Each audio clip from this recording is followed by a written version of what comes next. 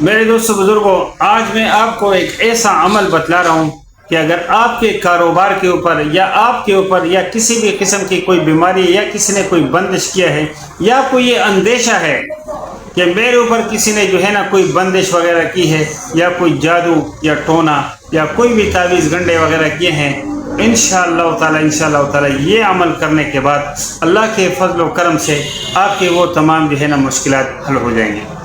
یہ عمل تھوڑا سا پیچیدہ ہے لیکن ظاہر ہے کہ آپ کو کرنا پڑے گا، اور یہ 41 دن کا ایک عمل ہے جو آپ کو روزانہ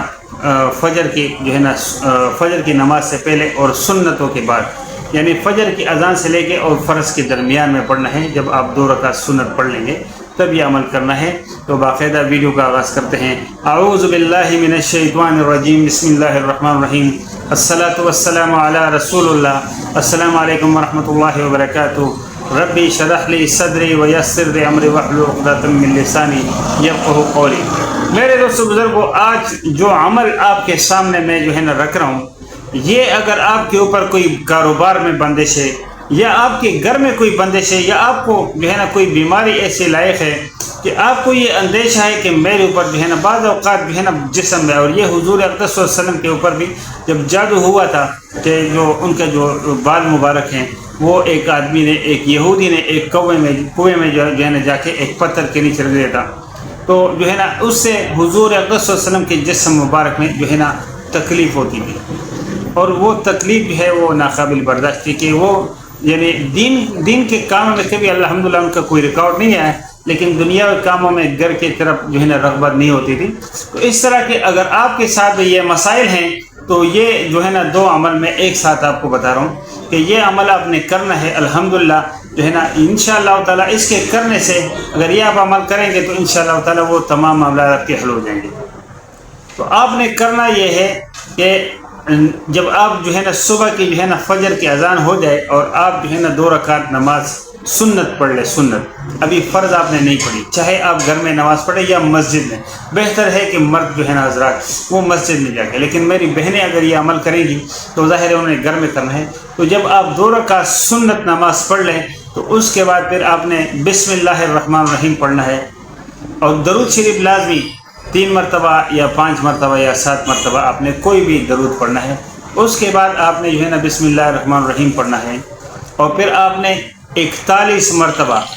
41 ٹائم 41 مرتبہ آپ نے جو ہے سورہ فاتحہ پڑھنا ہے۔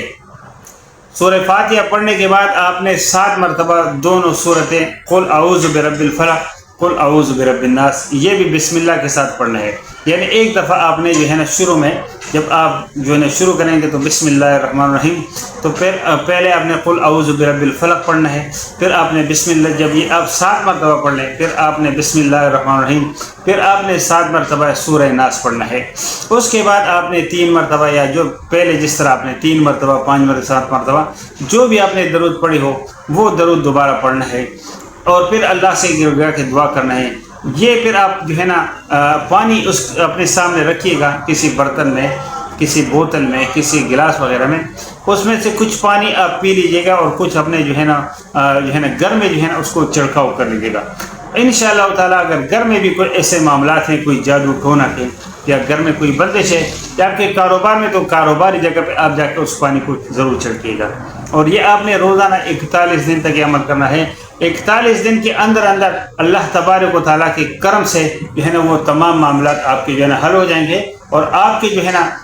جو بندشیں وغیرہ ہے، جو بھی ہے، جو جادو ٹونا تعویذ گنڈا جو بھی ہے، وہ اللہ تبارک و تعالیٰ اپنے فضل و کرم سے وہ ختم کر دیں گے انشاءاللہ تعالیٰ۔